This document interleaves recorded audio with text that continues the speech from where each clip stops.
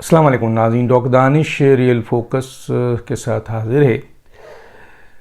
कल जो सैटरडे था जिसमें वज़ीर आज़म के ख़िलाफ़ अदम एतमाद की जो तहरीक थी उसकी काउंटिंग होनी थी और इस सिलसिले में सुप्रीम कोर्ट का वाज़ेह ऑर्डर मौजूद था और उस सिलसिले में 10:30 बजे वो इजलास शुरू होना था और according to constitutions and rule of business of national assembly 95 और 37 और उसका 4 और सुप्रीम कोर्ट का ऑर्डर, तो ये 10:30 बजे स्टार्ट होकर यकीनन 11 या 11:30 बजे इसको कंक्लूड कर देना चाहिए था।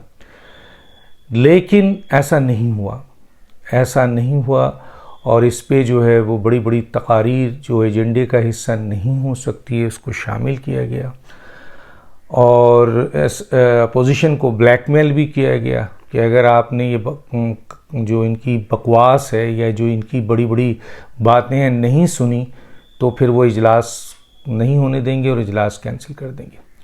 अपोजिशन किस हद तक इसकी ब्लैकमेल हुई नहीं हुई, लेकिन अपोजिशन ने इनके लोगों की जो जो बातें थी पार्लियामेंट के अंदर वो बड़े सब्र और तहम्मुल से सुनते रहे और काफ़ी लंबी सुनी, मैंने भी सुनी।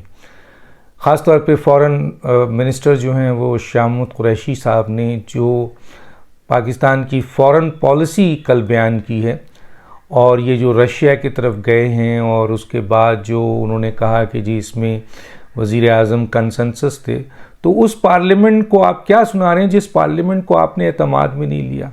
उस अमेरिका की आप धज्जियां बिखेर रहे हैं पार्लियामेंट में खड़े होकर, जिस अमेरिका की आप ग़ुलामी करते रहे हैं इससे पहले। आप क्या पहले फॉरेन मिनिस्टर नहीं थे? तो अगर और अमेरिका की पॉलिसी तो कभी चेंज नहीं होती है। अमेरिका की पॉलिसी अपर लेवल पर अगर शख्सियात चेंज हो जाएं या सदूर चेंज हो जाएं तब भी उनकी अहम पॉलिसी नहीं चेंज होती है।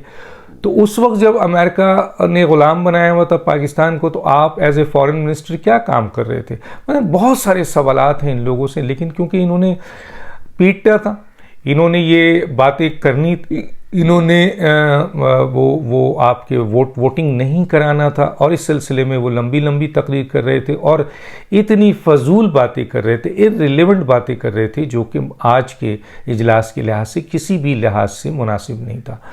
और अपनी कारकर्दगी और अपनी पता नहीं क्या कुछ वो ऐसे शो कर रहे थे जैसे वो बस उन्होंने जो है ना वो पाकिस्तान की 22 करोड़ अवाम जो है वो ग़ुलाम है और यही 2-4 लोग हैं जो ग़ुलाम नहीं हैं। हालांकि 3.5 साल 4 साल जो बदतरीन उन्हें ग़ुलामी की है ट्रम्प की, वो सबको पता है। बहरहाल ये इशू नहीं है, तो नहीं होने दिया गया और ये लंबे लंबे इजलास होते रहे और इमरान खान की इंस्ट्रक्शन थी, वज़ीरों ने आकर अपने स्पीकर से उनकी लड़ाई हुई अंदर और स्पीकर ने कहा कि मैं किस हद तक कहाँ तक इसे रोक सकूं क्योंकि सुप्रीम कोर्ट का ऑर्डर है। तो उन्होंने कहा कि इमरान खान साहब का ऑर्डर है कि आप किसी भी सूरत में वोटिंग नहीं कराएंगे, जिसके ऊपर स्पीकर को धमकी भी दी गई और स्पीकर ने आखिर में अपोजिशन से ये बात भी बताई कि मेरी 3 साल की रफ़ाकत है, मैं इमरान खान को मना नहीं कर सकता। गोया इसका मतलब यह है कि मैं हलफ की पासदारी नहीं कर सकता, मैं आइन की पासदारी नहीं कर सकता, मैं इस ओहदे की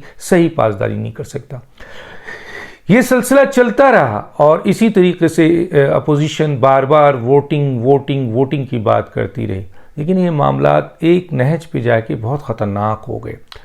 वो असल टर्निंग पॉइंट है क्योंकि अब 8 बजे के बाद अब 9 बजे आपके इमरान खान साहब ने अपने वज़ीरों को बुला लिया, कैबिनेट मीटिंग हुई, वहाँ कुछ अप्रूवल लिया गया जो आज नहीं तो कल मिनिस्टर ख़ुद बताएंगे, क्योंकि चंद मिनिस्टर ऐसे हैं जिन्होंने इमरान से वफ़ा नहीं करनी और इमरान ने उनसे वफ़ा नहीं करनी है।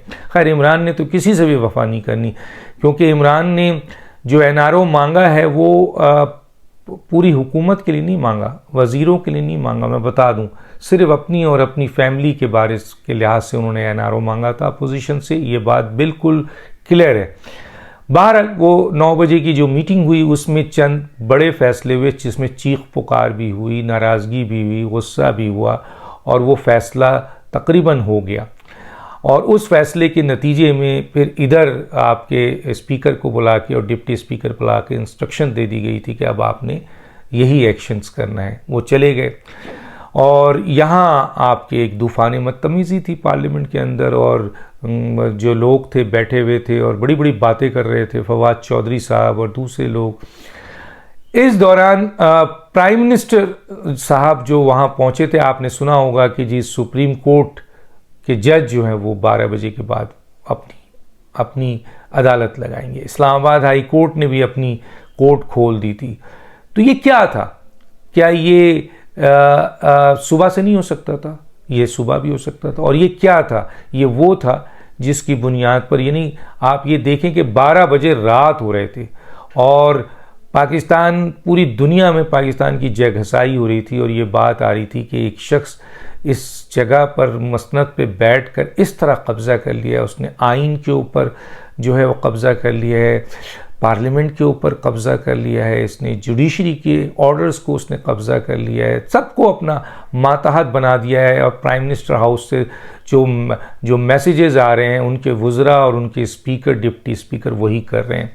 और इस तरह पूरी दुनिया में तमाशा बन गया था, और लोग इस बात पे भी कहते थे कि ये बनाना स्टेट है और एक इस्लामी जमहूरिया एटमी ताकत है जिस पे एक ऐसा शख्स मसनद पे बैठा हुआ है जो गैर आइनी, गैर कानूनी एक बार काम नहीं कर रहा है, बार बार कर रहा है। तो क्या पाकिस्तान के अहम तरीन इदारे उसको इस बात की इजाज़त देंगे? क्योंकि अपोजिशन सब्र तहम्मुल का मुजाहरा कर रही थी। वो अपने कारकुन को भी बुला सकती थी, वो भी कोई गैर आइनी, गैर कानूनी काम वो भी घुस सकते थे प्राइम मिनिस्टर में, लेकिन उन्होंने बड़े सब्र तहम्मुल से, क्यों? क्योंकि वो नहीं चाहते थे कि पाकिस्तान में ऐसे हालात पैदा हों को, कि इमरान खान साहब यही चाहते थे जो वो कर रहे थे। या तो वो चाह रहे थे कि एमरजेंसी लग जाए, मार्शल लॉ लग जाए, ताकि उनको इन अपोजिशन हुकूमत से तहफ़्फ़ुज़ मिले, क्योंकि वो एक लम्हे भी शहबाज शरीफ को वज़ीर आज़म देखना नहीं चाहते हैं अपने इस दौर में, जो अभी का एक सियासी निज़ाम का दौर है जिसमें अपोजिशन अपना वज़ीर आज़म लाएगी और ये अपोजिशन में होंगे, तो वो देखना ही नहीं चाहते थे। चुनांचे वो कहते थे मार्शल लॉ लगे ताकि मेरी भी जान छूटे और ना मैं खेलूँ न इनको खेलने दो। इस सिलसिले में वो तमाम कार्रवाई तो कर रहे थे, लेकिन आपने एकदम सुना कि जी सुप्रीम कोर्ट के जज 12 बजे आ रहे हैं और हाई कोर्ट ने एकदम जो है, तो ये क्या हुआ था? उस पर ये होता है कि इमरान खान साहब ने एक बहुत ही ख़तरनाक फ़ैसला तकरीबन तय कर दिया था, और इस सिलसिले में काबीना में भी इख्तलाफात पाए गए थे। और लेकिन वज़ीर आज़म ने ये फ़ैसला कर लिया कि उन्होंने ये करना है। और वो क्या था? वो फ़ैसला ये था कि उन्होंने आर्मी चीफ़ को सैक करना था और एक नए जनरल को जो है वो आर्मी चीफ बनाना था। वो कहते थे ना कि मेरे पास आखिरी सरप्राइज़ है, या आखिरी पत्ता है, या आखिरी बॉल है। तो ये उनकी बॉल थी, जिसकी बुनियाद पर आपको पता है कि फौरी तौर पर एक पिटीशन भी दाखिल की गई इस्लामाबाद हाई कोर्ट में कि उनको ऐसे इक़दामात से रोका जाए। फिर हुआ क्या? फिर ये गेम ओवर हुआ, क्योंकि फिर 111 ब्रिगेड के जो जवान हैं वो निकल चुके थे और वो पूरा का पूरा पीएम हाउस और उस इलाके को घेर चुके थे। रेंजर्स निकल चुकी थी, वो भी घेर चुकी थी। और 2 हेलीकॉप्टर कहा जाता है, 2 हेलीकॉप्टर जिसमें अहम तरीन लोग शामिल थे, वो लैंड करते हैं। और प्राइम मिनिस्टर जिस वक्त आपके वहाँ पे मौजूद कुछ लोगों से गुफ्तगू कर रहे होते और इन चीज़ों को इम्प्लीमेंट करने की कोशिश कर रहे थे, तो उनको इत्तला दी कि 2 हेलीकॉप्टर जो है वो लैंड कर चुके हैं। इस सिलसिले में उनके चेहरे पे बड़ी खुशी हुई। एक साहब ने कहा कि उनके चेहरे पे बड़ी खुशी आई कि जैसे ये वो प्लान का हिस्सा है। बहरहाल वो 2-3 शख्सियात, कहा यह जाता है कि 2 हैं, कोई कहता है 3 शख्सियात, उनके एक सेपरेट कमरे में उनको लेके गए और उनसे बाज़ाब्ता तौर पर यह कहा कि आपका गेम ओवर है और आप अब आइन और क़ानून को हाथ में ना लें, आप या तो अदम एतमाद फेस करें या इस्तीफ़ा दें, इसके अलावा आपके पास कोई ऑप्शन नहीं है। उन्होंने, इमरान खान ने कहा कि मैं तो कुछ और एक्सपेक्ट कर रहा था। तो उन्होंने कहा जो भी आप एक्सपेक्ट कर रहे थे उसकी इत्तला हमारे पास आ गई है और वो कागज़ भी हमारे पास आ गया है।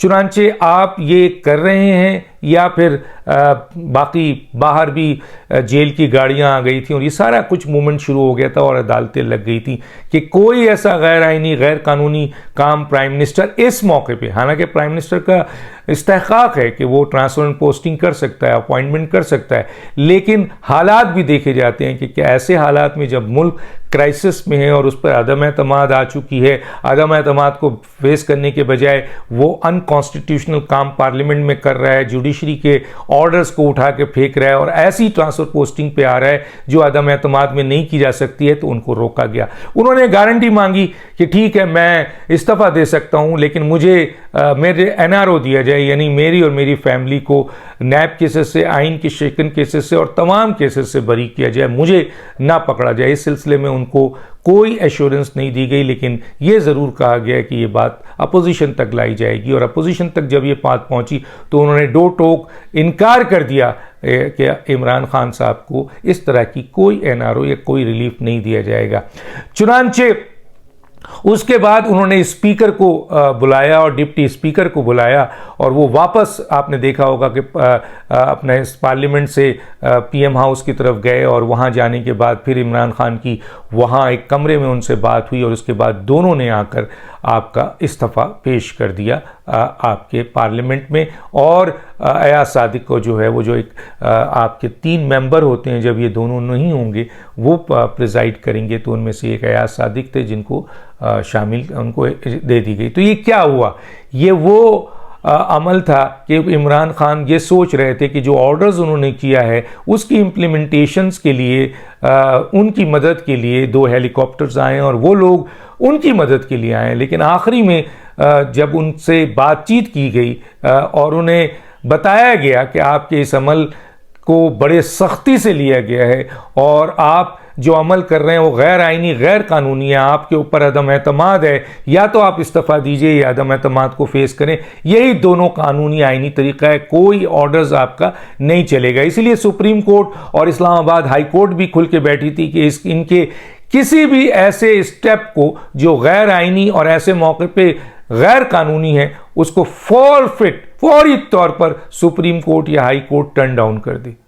तो ये एक बहुत बड़ी साजिश इमरान खान ने रची थी, लेकिन अल्लाह के करम और फजल से ये साजिश अगर आगे बढ़ती तो यकीनन इदारों के अंदर भी एक तरीके से बेचैनी होती, मामलात ख़राब होते, मुल्क में मार्शल लॉ लगता और फिर अपोजिशन या पाकिस्तान की जो निज़ाम है वो और जमहूरियत जो है वो धड़ाम से गिरती और मुल्क पूरी दुनिया में जग हसाई होता। लेकिन आखिरी मौके पे चंद अहम तरीन लोगों ने उसको संभाला और उसके बाद जब इमरान खान साहब को पता चला कि अगर उन्होंने ये काम नहीं किया आईनी और कानूनी तौर पर तो फिर उनके लिए बहुत बड़ी जो है वो मुश्किल आने वाली है, तो चुनांचे और उनको ये बता भी दिया गया कि सुप्रीम कोर्ट और हाई कोर्ट भी तैयार बैठी है कि कोई गैर आइनी गैर कानूनी काम पे उनको सपोर्ट नहीं किया जाएगा, नज़रिए ज़रूरत नहीं होगी, बल्कि किसी भी गलत ऑर्डर को उसी वक्त ख़त्म कर दिया जाएगा।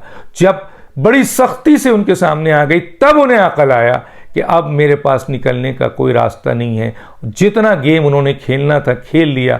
आखिरी बॉल उनकी ये हुई कि उन्होंने अपने दोनों स्पीकर और डिप्टी स्पीकर को रिज़ाइन करवाया और फिर ये अदम एतमाद की तहरीक पास हुई। तो गोया कल 2 घंटे के आखिरी गेम में बहुत कुछ हुआ है। चंद बातें ऐसी हैं जो मैं बता नहीं सकता, वो बातें किसी और वक्त पे रखते हैं, बताएंगे। बहुत ज़बरदस्त तरीके से उनको समझाया भी गया है। इतनी बात मैं कहना चाहूँगा। बाकी डॉक्टर दानिश को इजाज़त दीजिए। अल्लाह हाफिज़।